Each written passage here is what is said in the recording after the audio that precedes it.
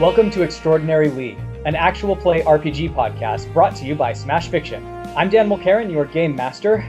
Playing Stitch is Kit Mulkerin. Aloha. Playing Mordin Solus is Colin Mulkerin. Where is that stupid quote that I had written down?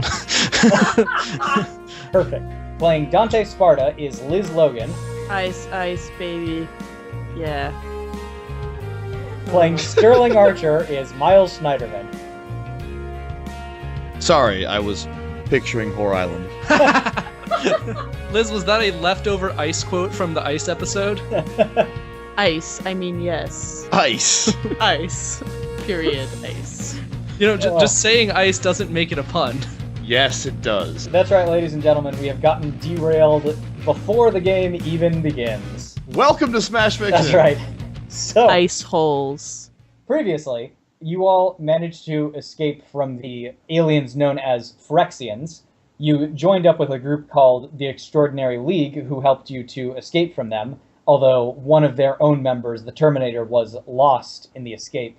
You fled to the world of Eternia and to the League's base of Castle Grayskull, where you met up with Dr. Emmett Brown, another member of the League, who explained to you about Phyrexia and about the League's role and purpose in opposing them. Hearing the threat that Phyrexia poses to all worlds, you all agreed to join and help the League.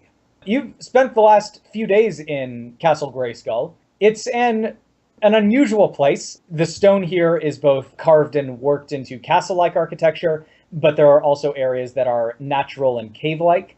Occasionally, one of you might find a strange object adorning the walls, such as a full-length mirror whose reflection is about half a second ahead of the real world, or a staircase that seems to travel in a loop, so that if you begin to walk up the stairs, you eventually come up, arriving back in the place you entered them from. What did MC Escher design this Basically, there are doors which are closed and locked and yield to no amount of physical force, and there are some doors which are sometimes there, not always. But of course, as strange as Castle Grayskull is, the League, which makes it their home, are perhaps even stranger. You guys haven't had a chance to meet everyone in the League yet, not even close, but the range of realities that each one comes from is pretty staggering.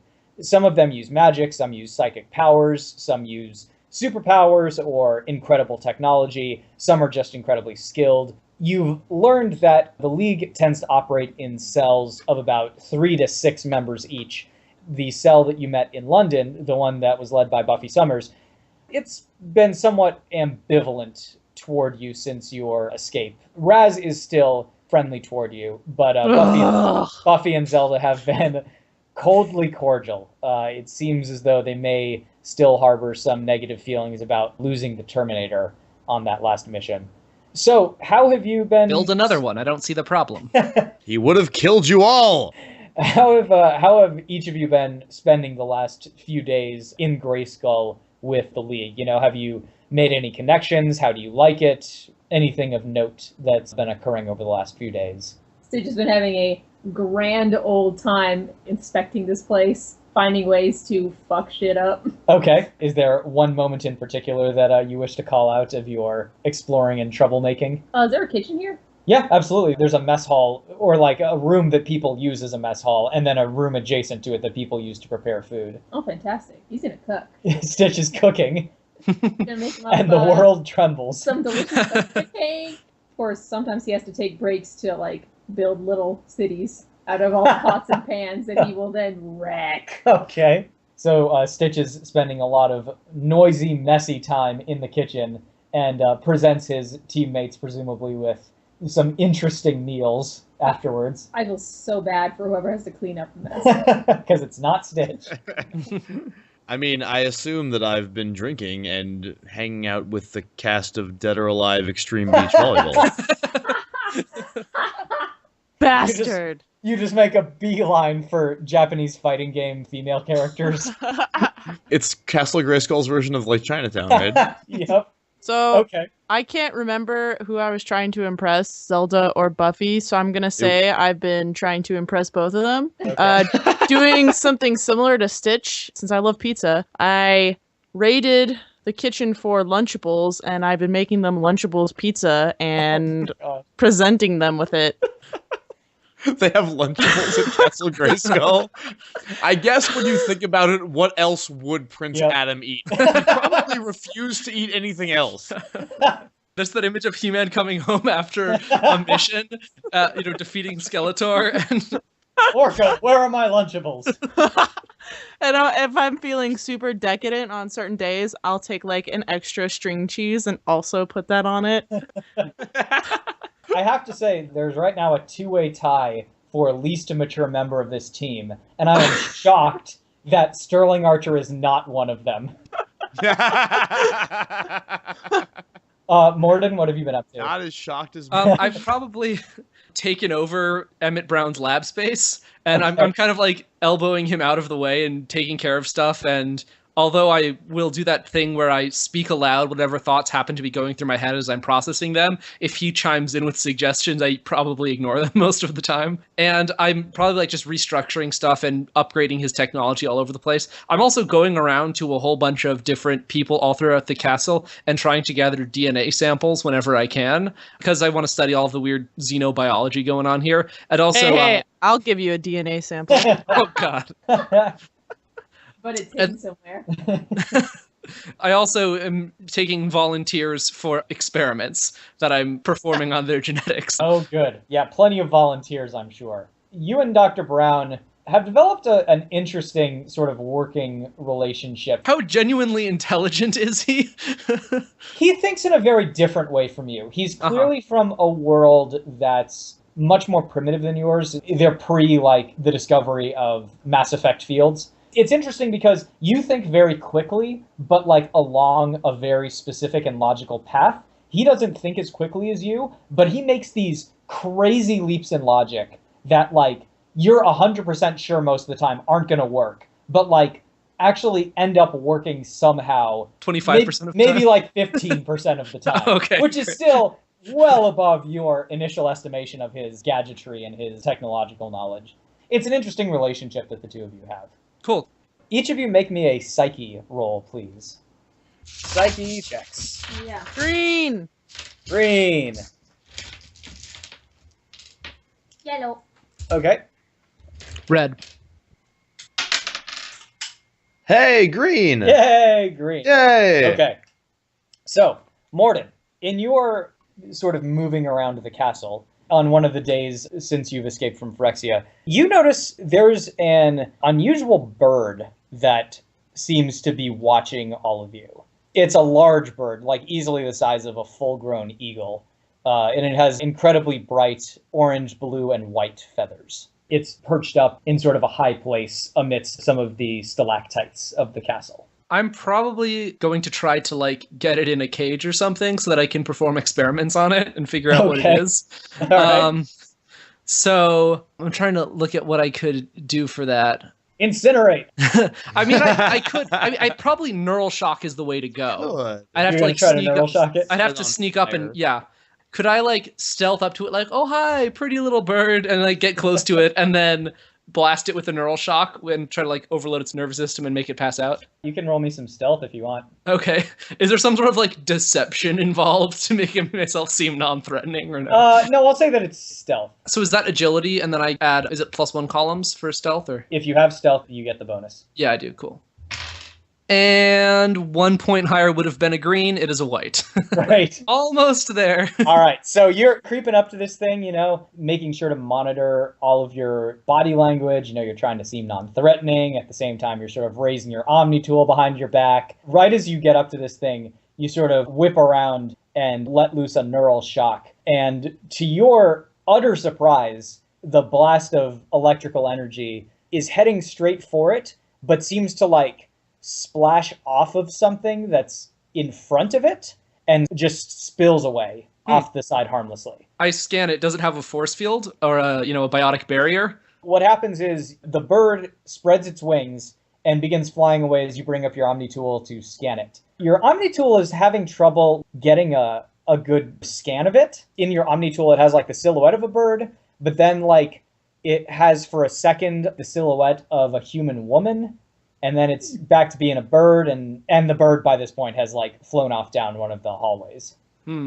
Okay, I'm gonna continue creeping after it. Okay. Basically doing like that sort of like commando run from cover to cover and like Sure. duck and hide and try and track the bird. Sure. I pick up a lone feather and smell it, and then I look down the halls and then I run after it. She's close.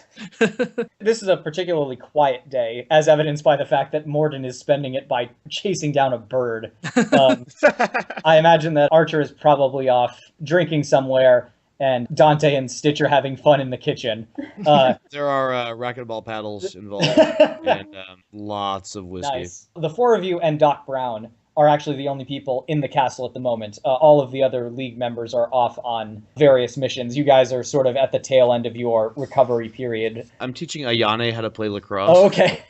Yeah. Do we have a sense of how many people there are in the league? And is all this nonsense about the dead or alive beach volleyball characters actually canon? God, I hope so. I will spend karma. Well, okay. So, Is that how it works? from what you've seen and what other people have told you, it sounds like there's a few dozen people in the league altogether. As far as the beach volleyball team, Miles, I will say you can choose one character from that game to be part of the league. He already said. So He it's already made Ayane. so it's Ayane? Ayane. I mean, she is the deadly assassin and shit, right? I mean, She they're would all make the pretty most deadly. sense. That's true. I would have to think about this more. Hold on, let me pull up the character list. My favorite's Tina, you're- man. I you're gotta gonna tell pull you. up her boob physics list. No, I remember those. Those are locked into memory from childhood. Yeah, Miles like has a chalkboard in his home, just like filled with these mad scribbling math equations that just like detail the boob physics of Dead or Alive. I don't play many video games, but back when I played more, that was one of them. Well, Miles, as you recall, I bought your old Xbox from you, and the two games I got were WWE Raw 2 and Dead or Alive Beach Volleyball. Oh my god. I love what that says. Yep. It's a little snapshot into Miles Schneiderman. Wait, do we still have that Well, game? little I'm snapshot pretty into sure we do. 19 Oh my Oh, that Raw game is so good, though. It's so good. It is. No, we're not playing after. I don't know. I always saw Kasumi as being the person who would jump over to the league. That's probably true. We can go with her because she's like the main character. All right, so Kasumi Way then. to pick the Mickey Mouse of Dead or Alive. So anyway, Kasumi is not here. She is off with herself doing things. You know, Practicing lacrosse. yeah, Archer is prepared to show her all sorts of things when she gets back. However, all of you hear an electric buzz and thunderclap come from the Nexus room, which is where members of the League travel to and from other worlds, and it was the room in which you guys first appeared in Castle Grayskull. Is that the sound of teleportation, or? It is. It is the sound of someone arriving. Wait. Does it sound like Banff? No, it does not sound like Banff. I imagine it's more like a He-Man lightning sound. It's kind of like the Terminator travel through time sound effect. Oh, gotcha. With like the electrical crackling and such. Crackly. Yes. It's the lightning round is what it is. Okay, play that sound, Miles. Yes. Ah. A moment later, after this sound rings through the castle, those of you who are nearby the room see a woman step out. She is clearly non-human, as evidenced by her gray-blue skin, large pointed ears, and bat-like wings. She has a head of spiky red hair, she's wearing torn white clothing, and at the moment she is soaking wet. One hand holds the standard issue Extraordinary League dimensional displacement capacitor, although it looks severely damaged. Standard issue. Her other hand is clutched at her It's side. of course it's a capacitor. You were hoping we were going to let that Yeah, slide by Of unnoticed. course. Who invented this? Of course. No, it's that a was capacitor. that. Of course, carry on. I just wanted to. So one hand holds this broken DDC, but the other hand is clutched at her side up against the largest of several vicious-looking slashes kind of cut into her torso and bleeding. What do you guys do? You want a Lunchable? She sort of looks at you, opens her mouth to say something, and almost passes out. Oh, I grab her. I totally grab her. In a good way. In a good way. Do you drop your Lunchable pizza? I drop my Lunchable. Oh. I like. That's love. Look down That's at the love look right down at the Lunchable. Look at the woman falling in slow motion. Look down at the Lunchable. Look at the woman. I feel like no, Stitch would have been like right by my side, and I'd be like, "Hold this!" and I just shove it in his mouth, and I like run to the lady. Oh, I wander in half drunk looking for more scotch. All right, you see Dante catching this weird-looking dragon woman. At this point, Oh, Jesus. What the hell? Doc Brown happens to come in. His eyes widen. Quickly, we have to get her to the infirmary. You guys have what? Is there booze there? So yeah, I'm going to enter the room at this point. I say, "Ha! They didn't have an infirmary before I got here. Not a good one, at least." You actually got a comparatively advanced medical system working since you got here, Mordin. You're not sure where it came from. They apparently grabbed it from the Phyrexians. You've been able to get it working in your time here. Cool. Can I go to the infirmary? All right. You all managed to bring her into the infirmary. It's a room with a hodgepodge of medical equipment from different worlds and time periods. As you enter, the program that Mordin helped to set up activates, and a middle-aged, balding human male dressed in a black and blue uniform appears in the middle of the room. Please state the nature of the medical emergency. Dragon lady. Oh my god, she's a dragon lady. The emergency medical hologram sees Damona's injured state. Oh, that's who she is. And okay. I knew I recognized the description from when I had to research those motherfuckers. Dante, you managed to bring her over to a table, and the emergency medical hologram begins seeing to her injuries. I want to be butting in and trying to like shoo him away and like of course taking over and like telling him to get lost, basically. It's very difficult because he's a hologram. Yes. So I'm slowly approaching him and like trying to put my hand through various parts of his body. For a hologram, he has a lot of attitude about him. Please, if you're not here to help, I would ask that you vacate the premises. If I had a nickel for every time I heard of that. I say to the hologram, I could say the same to you. I'm quite capable of taking care of this by myself. I'll have you know that I am a fully licensed and practiced emergency medical hologram from a much more advanced culture than this, so I would see you stand aside, please. How can you operate if your hands aren't real? That's a valid question. I'm more interested in who's going to win this Dr. Dick measuring contest. Guys, I think we found our next Smash Fiction match. Mordin Souls versus the Doctor from Star Trek Voyager. So anyway, Doc Brown explains to those of you who probably aren't Mordin. Damona and her cell had been dispatched to investigate a world. Normally the Phyrexians invade worlds in a relatively logical and predictable fashion based on their relative positions in the multiversal matrix, but a smaller contingent of Phyrexians appeared to be making a stealth mission to a world far from the greater invasion route. Damona and her cell had been assigned to discover what the Phyrexians were doing on this out-of-the-way world. Also, she appears to have lingering injuries from getting her ass kicked by some kind of turtle. God. Anyway.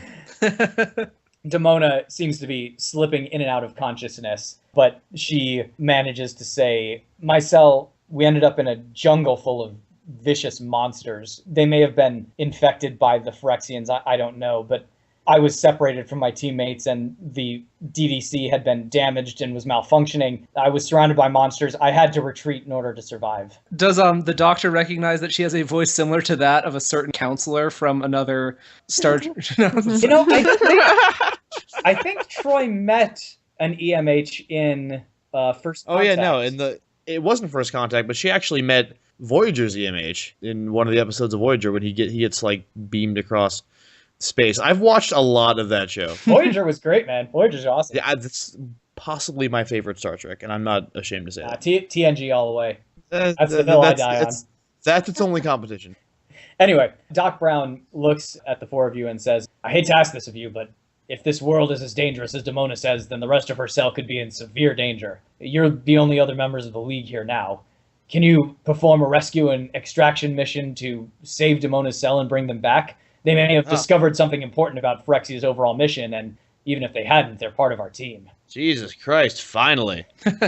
Damona, what do you think the chances are that we could perform a successful rescue operation? She just shakes her head and says, I don't know. There were so many of them, so many monsters. I need you to answer this question so we can know whether or not it's worth our time to embark upon this mission. Oh, shut up, Omni-Tool. Let's just go. Doc Brown takes your DDC, opens the back panel, and he begins manipulating some of the circuitry. One of the members of Damona's cell is an android that I often have to conduct repairs on. His power core emits a very particular energy signature. I'm reconfiguring your DDC to be able to detect that energy signature. As long as you're within about 80 kilometers, you should be able to hone in on him. He finishes his manipulations and hands you guys back the DDC. Just remember, you can only use this at incursion points, so good luck. Stitch takes it. Okay. Tell me about incursion points. Slams it against the ground a little bit. Just to make sure it's working. Yep. Fixed it. Anything that you guys want to do at this point? Say my. Yeah, I'm definitely gonna need a drink for the road. All right. I need to say my heartfelt goodbyes to Buffy and Zelda. Well, Oh, they're geez. not in the castle at the moment, so you'll have to write them a goodbye note. You know, and if you're reading this, I'm probably dead, sort of thing. No, that's too much effort. I just think in my head, wow, if they were here, I would say goodbye. And then I'm done. But now this dragon lady's in front of me, so options are open. When it comes to women, Just Dante has really no don't sense have of any object standards. permanence. No. Does Archer have like a bandolier of flasks yet? Do you nod? Are you guys heading out, or are you making any special preparations? I'd like Got to try to everything I catch need. that bird one last time, but I suppose we'll have to Oh wait. my god. Your time will come to catch the bird. Mordin. Okay. Yes. Dante too is trying to catch birds with no success. Bam. What are you talking about? I caught Demona when she was falling. And That's she's true. more bird-like than any more of of a them. bird. Get Yeah, wrecked. I actually have You my have to say suspicions right. about who the bird is, but I really hope I'm wrong and Dan pulls the rug out from under us and it's actually Lady Hawk. But So anyway, you all enter the Nexus room. You turn the DDC's frequency to the target world, hit the button. The device snaps open, bathes all of you in a bubble of crackling white light, causing your skin to tingle. There's a sensation of falling in every direction at once, and then you are suddenly very wet.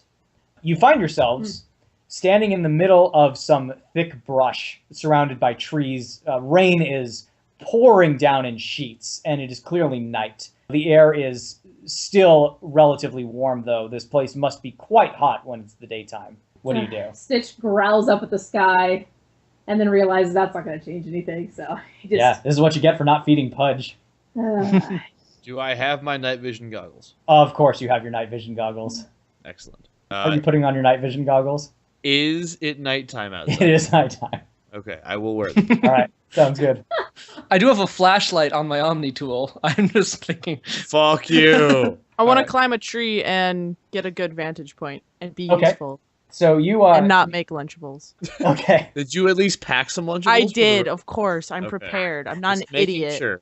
Just making sure. Stitch jumps onto Dante's back Okay, and joins him. Dante, why don't you make a strength roll with a bonus for athletics if you have it? Green. Okay, so you climb up to the top of a nearby tree. It takes some doing because it's really slick and slippery, but eventually you manage to pull yourself above the tree's canopy, maybe like 30 or 40 feet above the forest floor. Your visibility is really limited. Like between the darkness and the rain, it's really hard to tell, but you're able to see a road not too far from where you are. Excellent. I will slide down the slick and wet tree and report my findings. Okay. I'm gonna try to Hey, steal Mordin, the. Mordin, Mordin. Mordin, check this out. This is a flare. All right. So I don't know if you've seen this before on your planet, but if you light it, it makes it even brighter in here. So the flare combined with the night vision goggles when we need it. It's gonna be awesome. Archer, man. are you lighting the flare? No, Okay. not yet. All right. I'm gonna. It's not the right time. Okay. Yeah, alright. I have something like that. It's incinerate, but all right. I'm gonna try to steal the DDC back from Stitch. Okay. Are you okay with this happening? Do you notice? Oh yeah, he's gonna notice and like moves his arms away, looks up at Mordin, tries to bite. Opposed agility or fighting or something, or what do you want to Yeah, Mordin, you make an agility. Stitch, you make an intuition. Oh god. Okay, you Really probably should not practice. fuck with that thing, man. That thing's like the rabbit from Monty Python. Should we say ours at the same time? Just whoever wants to say it. I got a green. I got a yellow. Okay, Ah. Stitch manages to keep the DDC. What are you doing with it, Stitch? Now I'm really playing keep away from Mordin. Okay. I'm watching him. Well, Dante knows where there's a road, so I go down the road. Also, shouldn't we be using the device to move in the direction of our target? No, we should be going down the road. Shut up, alien That- man. that's not part of our I mission say we go parameters. this way. Who's with me? Small blue creature, please cooperate. Dante, I know you're with me. On I got your back, Sterling. Stitch, do it. Stitch looks at Mordin, No looks at the comment. thing, looks back at Mordin, and starts booping random buttons on it. Fluffy, come on, let's go. I'm sure if I boop it enough, something productive will happen. so Archer and Dante lead the way with Stitch running after and Mordin desperately chasing no. after Stitch. I'm on Dante. Okay. I'm just like scurrying around Dante whenever Mordin gets too Yeah. close. You guys emerge from the thick jungle onto a dirt road which has largely been turned to mud by the rain. There's a single rail running down the center of the road. Up ahead, looming over you, is this rather large, imposing wooden gate. And in a sudden flash of lightning, you can see that there's large red letters on the top of the gate that read Jurassic Park. Oh shit, son. The huge doors of the gate stand open. All right. Ooh, a park. I'd be like, oh, I love parks. Oh. That is the most happy I've heard anyone be about a Oh, well, park. this shouldn't be too hard at all. It's just going to be a bunch of old people. Let's go. So walk in the park, am I right? Jurassic Park. Oh, God. A bunch of old people. I love I mean, what is the nursing home? Shouldn't be Like, too hard. Oh my god. They get lost. Didn't I just say I love parks? Ugh. Oh, I mean, I'm not saying that isn't necessarily hard because, to each his own, but I want to just like run towards it and just bust down the door. I enter the geriatric park. Where are you guys heading? Are you just planning on following the road? Do you want to look at the DDC? Do you want to head back into the jungle? Like, Yeah, what's your I'm trying to get the device from Stitch so we can figure out where our target is. What does the DDC say? So it's still set to follow this android's signal. Perfect. Stitch, looking at this, the road seems to be moving in the general direction of the signal, but in a rather indirect way. Basically, if you stay on the road, it would reduce the chances that you'd run into something out of nowhere, and it would be easier and faster than going through the jungle. But if you went through the jungle, you'd be making like a straighter shot, and being on the road does kind of leave you a little exposed. So it's kind of up to you guys as to how you want to proceed with this. Side of the road. The side of All right. just hedging your bets. Best Well, of both. slightly in the jungle. 1 foot in, 1 foot out. Just enough for cover. Towing the line. I like the idea of going through the jungle. I'm very skilled at traversing jungle environments, so my Okay, homeworld, so Sirkesh, is a jungle. So it sounds like Dante is more or less wanting to follow the road. Mordin wants to head through the jungle. I'm already halfway down the road. Okay. Stitch is on me, so we're towing the line together. Jungle more fun though. Shut up, Fluffy. It looks like we have a tie, y'alls. Unless you guys just want to split up, which is always a good idea in RPGs, as everyone knows. Let's roll. Who wants to roll for which side? How should we roll? Shouldn't we work it out in character? Isn't that much more So, interesting? No, we literally play rock, paper, scissors. All right, we- let's do it. That's how we solve our issues. Junk and phone. Rock, paper, scissors on a Skype call. All right. I have Okay. 4 arms, so I get a couple of. I rolled a 9. that's not what we're doing. I rolled a 9. Congratulations. That's not what we're doing.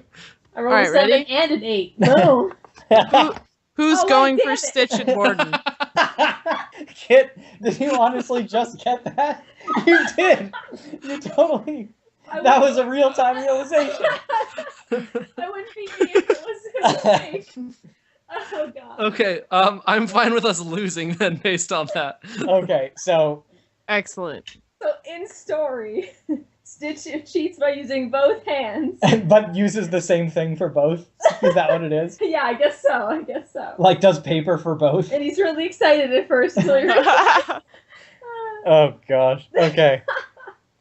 All right. So you guys are heading down the road, Towing the line. towing the. Well, yes. Dante has one very muddy boot. You guys continue down the road for some time. The rain does not seem to want to let up. All 4 of you are soaked to the bone. Every now and again, you'll hear sort of weird animal cries coming from the forest. Most of them kind of sound like birds, but some of them have like a really feral edge to them. And every now and again, you guys hear the sound of thunder, although it's not always preceded by lightning. And sometimes the thunder comes in very steady little beats. Eventually, you all sort of... Archer looks down at his shot glass. Yep.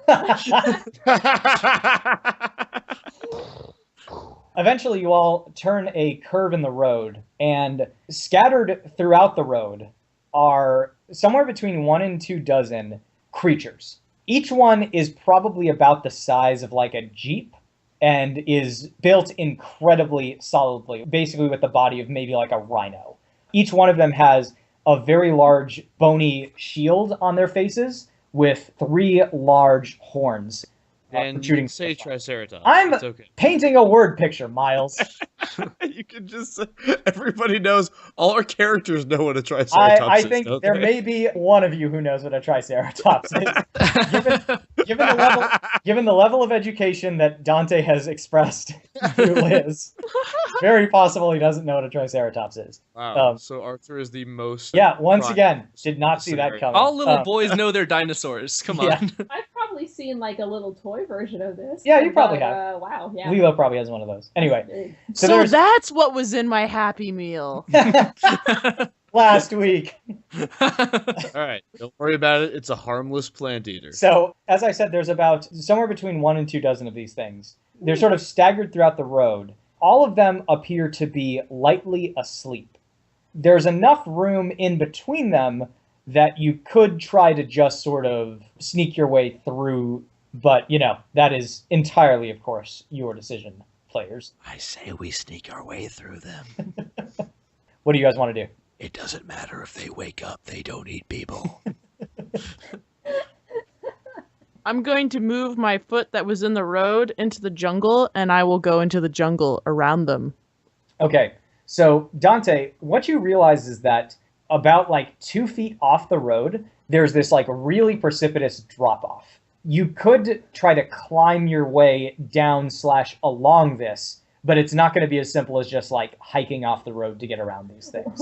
Was that precipitous drop off literally not there? Yeah, it the was scene not before? there just a second ago, but then, yeah, you guys have arrived at that cliff from Jurassic Park. Steven Spielberg, you. What's the plan, y'all? I'm fine with just taking our time and slowly walking through them. I agree. Okay, I can't believe I'm trusting the drunkard, but yeah, let's do that. let's roll some agility with bonus for stealth. You're the frat boy. Do I need to do it? Because You I'm sure on do. Dante? You gotta keep quiet. Yellow. Oh, shoot. Sorry, guys. Someone had to do it. I got a red. Nice. Did you get a white kit? Yeah, a gentleman's white. I got a white as well. Okay. So Oh, God. I'm gonna go ahead and say that. I mean, with your permission, I'm just gonna go ahead and say that when we're about halfway through, Stitch makes a noise of some variety. Stitch, I don't know what noise you would make. He'll sneeze. Okay, so Archer has been muttering to everybody to be quiet this whole time. Just keep quiet, it'll be okay. Stitch sneezes.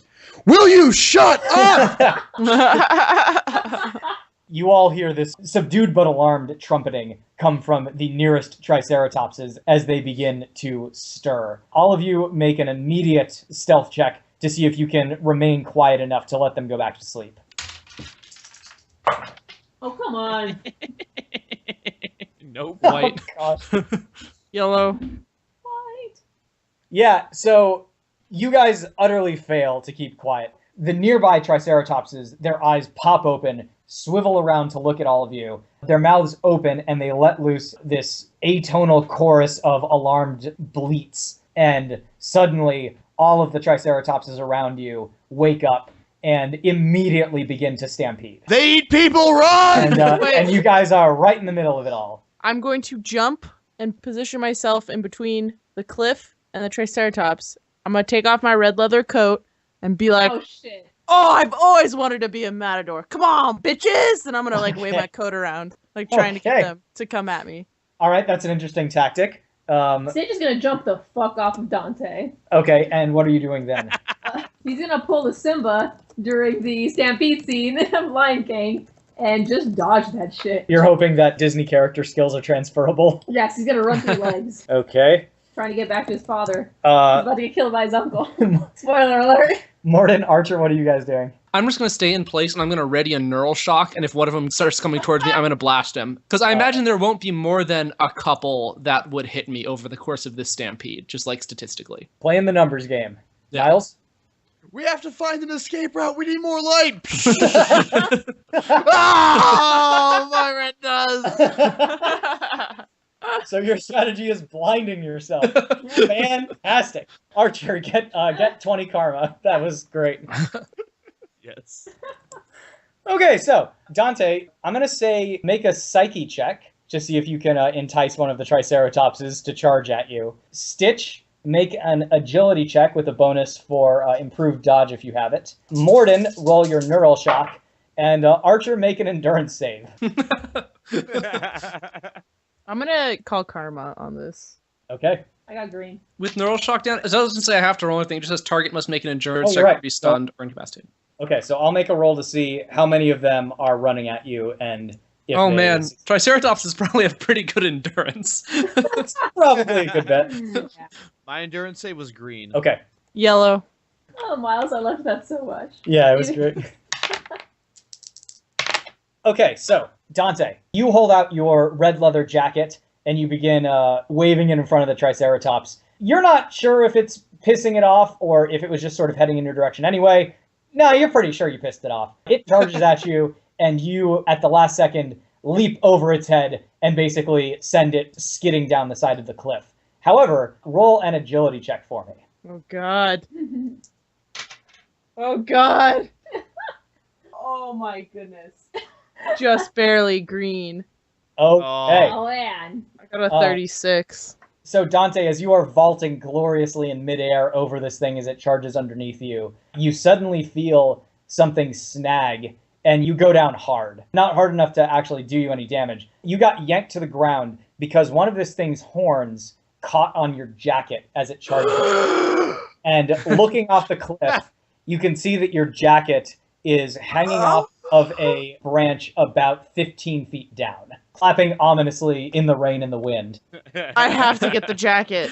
I'm going down the cliff. Well, all right, we'll get to you momentarily. Stitch, you are sort of dodging back and forth around these gigantic creatures as they stomp terrifyingly around you. Fortunately, while you manage to not get stepped on immediately, unfortunately, you're still kind of in the middle of them, and you haven't really made any progress toward getting yourself toward safety. Mordin, you managed to point your Omni tool at one of the approaching Triceratopses and fire off a neural shock. It hits the thing, and despite, as you mentioned, their incredibly impressive endurance, this thing does indeed go down with its tongue sticking out of the side of its mouth. Awesome. Unfortunately for you, charging around it are coming two more at you more or less simultaneously. Okay. Archer, you are super blinded, dude. You are seeing and you hear something large coming at you. And you feel this thing like whistle past you. You can feel the wind as this very large Jeep-sized creature almost stomps you into paste. That was essentially herbivores. That was essentially one round, and all of you guys are still in kind of a tight spot. So, what do you wish to do now? Cliff. Going down the cliff. Dante is going down the cliff. I'm going to start running at one of the Triceratopses that's running at me. I'm going to try to, like, parkour up his face and run down his backside. Ooh, yeah. Ooh, high-risk maneuver. Extreme. Okay. Sick edit. All right, Stitch and Archer. Stitch is going to stop, stand up, and grab one. Okay, you're going to grab a Triceratops. God. Okay. And I am going to writhe around in blinding pain and blindness and roll off the cliff. Okay. So basically, you fall back on the only safety tip you can remember, which is stop, drop, and roll. Well, you know, I figure we're trying to get out of the way of a stampede here. Sure, You know, sure. That's the key to Stampede. You stop, drop, and roll. That's right. It's an all-purpose safety maneuver. Dante, go ahead and roll me strength with a bonus for athletics. Stitch, roll me strength with a bonus for wrestling. Mordin, roll me agility with a bonus for improved dodge. And Archer, oh boy. I mean, what's your ultimate goal, Archer? To get down. Okay, so to just leave the cliff. I'm trying to get over the ledge. Yes. Okay. So, Roll me just a straight agility check then, with a -2 column penalty because you're blinded. Okay. Okay, so when you guys are ready. I just got Yeah. a 106. So Okay. if I'm going down the cliff to retrieve my jacket... Now, Liz, just to make sure, this isn't a 6, You right? spend karma on this. What? You didn't roll a 6 again, right? Because you can't roll a 106 on a D100. Oh my god, that means I got a 16. All right. Shit! Oh. So, for the second time, Liz rolled over a Liz 100. fails to understand on a how a D100. D100 works. How long have we played Marvel? I'm hey, always forgetting. Oh my Hey, god. Liz, if it makes you feel any better, I got a 5. Okay.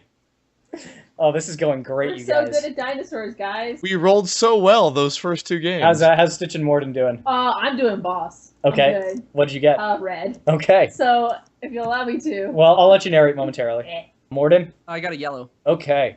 Stitch, go ahead and narrate. Alright, so he sees one coming right for him.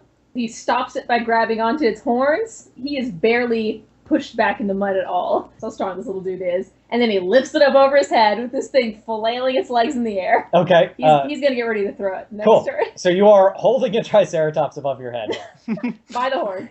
Mordin, everything seems to go into slow motion as you process all the variables and the factors of this very large body running at you. You, in a split second, run up the front of its faceplate, run along its back, and sort of agilely vault off and land behind it. By this point, you are behind the stampede, so you are no longer in danger of being trampled. Cool. Archer, so you've been rolling, and, like, you must be hitting every single Triceratops that's running. Stop! Because you are in such a world of blinding pain right now, and that's only partially from the flare. I take back what I said about the T-Rexes eating. And then you roll off the cliff. Nice. Oh, Archer, you take 50 damage. ouch! Oh man. It's a lot of damage for the sake of comedy. It but sure I'll is. take it. It's a Triceratops stampede, man. You aren't in Phyrexia anymore. You're in Jurassic Park. So, Dante, you are climbing down the cliff. You brace yourself up against the cliff wall. You have your left hand wrapped around a vine, winding its way down the cliff face. Bracing yourself, you lower your right hand, reaching out for your jacket. Your fingertips wrap around the leather of your jacket when you feel the vine above you begin to give. So, Dante, you can let go of your jacket in order to reach up to save yourself, or you can keep hanging onto your jacket and see what happens. Fall. Probably fall, because this vine is about to break. So, what does everyone do? I was going to dive after Archer and like grab him and like get him in a bear hug, and then try to land back first on the ground because I have an energy shield. So you're taking a dive down the cliff? Yes. Oh, cool. All right. He's going to land on my energy shield, which is supposed to reduce force of objects like bullets and stuff to like slow them down so they fall off. So Yeah. hopefully when he hits it, it'll like gradually slow his fall down. Is literally everyone down that fucking cliffside? Pretty much. Ow. Basically, About to you're be. just, no one is seeing you pick up a Triceratops. This is the worst day of your life. No one's gonna believe you now either. I guess I'm just gonna have to do something even more cool. All right, this runs over to the edge of the cliffside. Still holding a And- Triceratops? Yep. And he's gonna use it like a snowboard, Oh my motherfuckers. god. Oh my What? god. Gonna put it on its back and ride that bitch down. Oh my god. Pay attention to me. Okay, Dante and Archer, Is there any way to use karma to save my jacket? you'll have to tell me what you're doing. Saving my jacket. Via what means. You're just going with it, I assume. You asked her if she's letting go of the jacket or not. She said no. So, basically what you're saying is you want to hang on to the jacket. Can my jacket be a parachute? If you believe. Look, there's one way to find out. Let's find out. Okay. Yes. Dante's not letting go of his jacket. All right, Archer, what's your plan? I guess attempt to catch something. You're just flailing out blindly trying to grab onto something? Yeah, basically. Okay. I will put you down for a flail. All right. gonna Need to be- figure out what you guys are rolling right now. You have run many extraordinary league games, but you have encountered nothing the likes of Sterling Archer before. Nope. I don't have Triceratops snowboarding. That's a They're skill. Boarding, yeah. That should be a skill. They're like a sick moves It is. stat. You're gonna Tony Hawk your way down the Yeah. the side. I was of gonna say, do you have Ratitude? No, I didn't take it. Yeah, Yeah. if you still had those Terminator sunglasses, you definitely get a bonus to this check. Yes, wearing Um, them in a jungle at night. Yep. I have night vision. A slingshot just appears in your back pocket. Oh, also Yes. you're wearing pants suddenly. Okay, Dante, I'm gonna have you roll an endurance check for me. Mordin, I'm gonna say you have to give me a fighting check. Sure. And Archer, you're flailing. So I'm flailing. I'm gonna say you need to give me an agility check. Stitch, I think you're good. I think you're just riding a dino down a hill. Thank you. I'm declaring karma. All right. What's that dino gonna do about it now? Ooh, I got a 100. Nice. Thank God I declared karma. My flailing is yellow. Okay, great. Oh my God, I have to use so much karma. Just green. I'm just gonna bring it to green. I really hope that my flail, like, allows me to catch a branch or something on the way down, which causes Mordin to miss me. And just go head first into the ground. I can just see him making this heroic leap, like, I've got you, and then suddenly his trajectory changes, like, oh, shit. Yeah, Mordin, this guy, for all of his claims of being like a special secret agent, he has clearly never learned how to fall. You know, you're supposed to go limp so that your body doesn't like seize up and injure itself more. He is flailing around like crazy. Mordin leaps out into midair, wraps his arms around Archer, and the two of them begin to fall. As this happens... I continue flailing. Yep, so Mordin is turning himself toward the ground so that, Yellow flailing. So that his force field takes the brunt of the impact, whilst Archer is flailing. Yellow flailing. Yellow flailing. Archer manages to grab onto a tree branch as you guys fall into the canopy below. The sleeve of your turtleneck ends up getting caught on the branch, and so you are hanging from this branch as your vision is only now beginning to clear. Your feet are just dangling below you, and basically doing this has torn you from Mordin's grip. Mordin continues to fall, but by this point he has adjusted his force field so that it's angled toward the ground. His force field takes the brunt of his fall and breaks, but Mordin is otherwise unhurt by the fall and is now lying on the jungle floor. Dante, meanwhile, goes tumbling down, hitting branch after branch and breaking it off in the meantime. Dante has balled himself up as tight as he can, trying to reduce the injuries to his head or to his back. So as a result, Dante only ends up taking 25 damage from the fall. So the parachute didn't work. The parachute did not work, I'm sorry. Unbelievable. Stitch rides Dinosaur down the bottom of the cliff, looking super cool in the meantime. When he gets to the bottom, he rights it, slaps it on the butt, lets it go on its merry way. All right. Stitch! Thank you. Stitch! Huh? That was awesome. Yeah, the first thing that Archer sees as his vision clears is Stitch riding a Triceratops like a snowboard. I gotta say, that was pretty damn cool. Mordin, you look up from your impact where it deposited you on the rocky and leaf-covered forest floor, and you see that the Triceratops that Dante had lured over the edge of the cliff is nearby, shaking off the impact from itself. It shakes its head, raindrops flying off it in an arc, and it turns slowly and fixes on you with one of its eyes, and then it lowers its head and begins pawing the ground ominously, and you realize that your force field is still down from the impact. What is everyone doing? Does Stitch see that? That's up to you. Okay, he's gonna run over to that Triceratops screaming, "Round 2! Okay. Fight!" He's gonna jump on it and try to, like, wrestle it to the ground by grabbing onto its two horns. Okay, I'm gonna say that's gonna take you, like, a full round to just get there. That's fine. Okay, everyone else? I'm running towards the Triceratops. Okay, that's gonna take you a full round to get there. Archer and Mordin? How far up am I from the ground right now? I'm gonna say you're about 20 feet up. Okay. I'm gonna drop and attempt to roll. Okay. If that's a thing. That is a thing. Mordin. I'll try to blast it with my hand cannon. Okay, cool. So Mordin, go ahead and shoot at it. Archer, give me an agility with a bonus for acrobatics. I'm rolling really well tonight. This is nice. I mean, I'm not, but I just rolled a 90, red. Nice. So, 90 red. 90. I got a yellow. So, Archer, you managed to fall gracefully, turning it into a roll at the bottom and come up standing.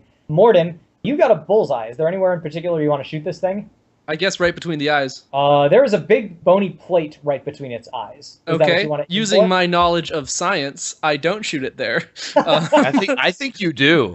I guess I'll shoot it in a foot to try to slow it down. What's the damage on your hand cannon? 20. So you manage to hit this thing in its in one of its forelegs. Its charge suddenly goes askew and crooked, and it ends awkwardly in a limping, hopping motion. It lets out this sort of annoyed bleat, apparently decides that you're not worth it, and begins to walk off into the jungle.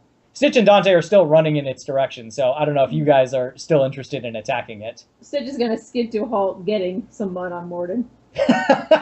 Just throwing up a comically large mud wave. And then I imagine like seconds after the mud hits me, then my force field activates, which would have protected me from it. Precisely. Colin, you and I thought the exact same thing. Nice. Hi. So you guys are now off the road and in the jungle. You're a little beat up, a little wiser, and Are we? Speak for yourself. but your path is still laid out for you on the DDC, which will lead toward this league cell, which you have been sent here to rescue.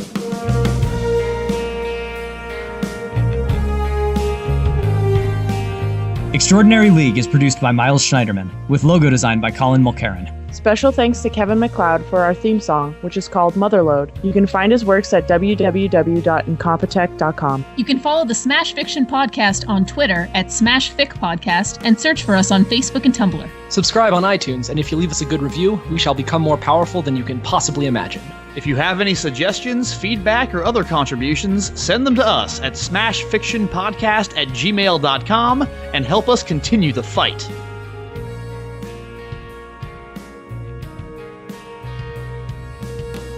I can't wait for raptors all up in the kitchen. Oh yeah. Next time on League, Raptors in the Kitchen. Oh, please make that the title.